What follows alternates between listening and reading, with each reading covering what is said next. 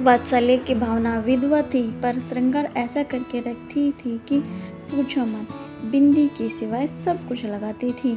पूरे कॉलोनी में उनके चर्चे थे।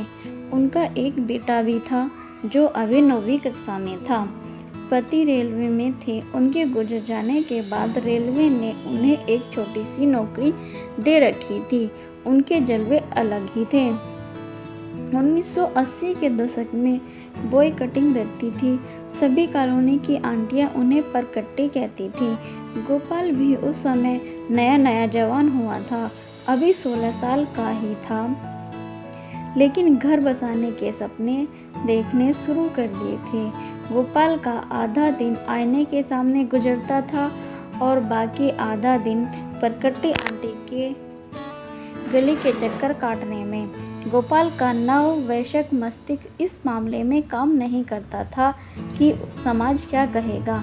यदि उसके दिल की बात किसी को मालूम हो गई तो उसे किसी की परवाह नहीं थी। परकट्टी आंटी को दिन में एक बार देखना उसका जुनून था। उस दिन बारिश अच्छी हुई थी। गोपाल स्कूल से लौट रहा था, साइकिल पर ख्वाबों में गुम। उसे पता ही नहीं लगा कि अगले मोड़ पर कीचड़ की वजह से कितनी फिसलन थी। अगले ही क्षण जैसे ही वह अगले मोड़ पर मुड़ा, साइकिल फिसल गई और गोपाल नीचे। उसी वक्त सामने से आ रहे स्कूटर ने भी टक्कर मार दी। गोपाल का सर मानो खुल गया हो, खून का फव्वारा फूट पड़ा।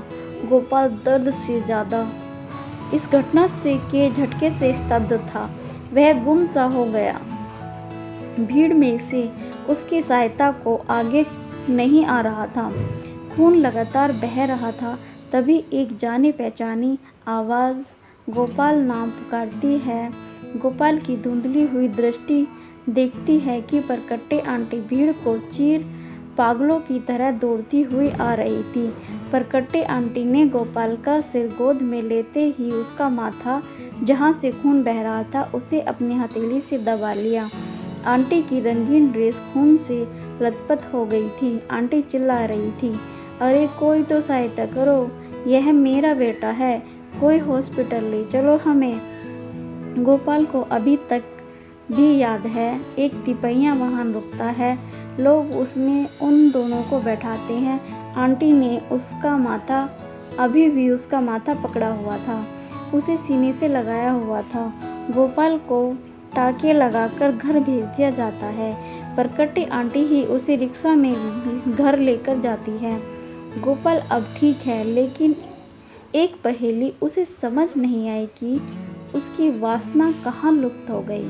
जब परकट्टी आंटी ने उसे सीने से लगाया तो उसे क्यों लगा कि उसकी माँ ने उसे गोद में ले लिया हो। वात्सल्य की भावना कहाँ से आई, उसका दृष्टिकोण कैसे क्षण भर में बदल गया। क्यों वह अब मातृत्व के शुद्ध भाव से परकट्टी आंटी को देखता था। 2017 आज गोपाल एक रिटायर्ड अफसर है। समय बिताने के लिए कम्युनिटी पार्क में जाता है।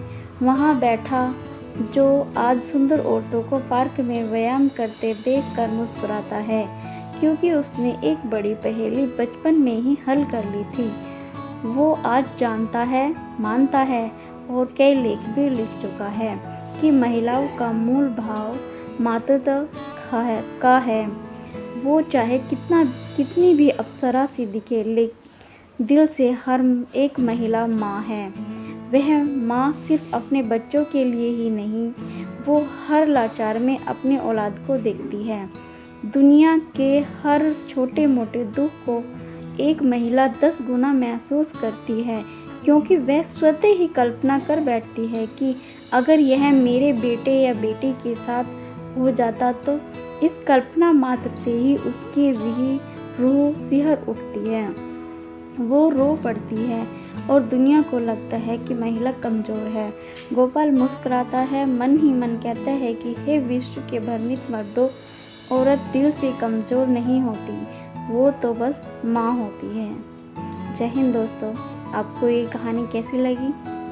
ये मेरी लिखी हुई नहीं है, लेकिन मैंने जब पढ़ी तो मुझे लगा कि मुझे आप लोगों के साथ शेयर करनी चाहिए। आपको कैसी लगी? आपको अच्छी लगी तो एक लाइक ज़रूर करना। जय हिंद।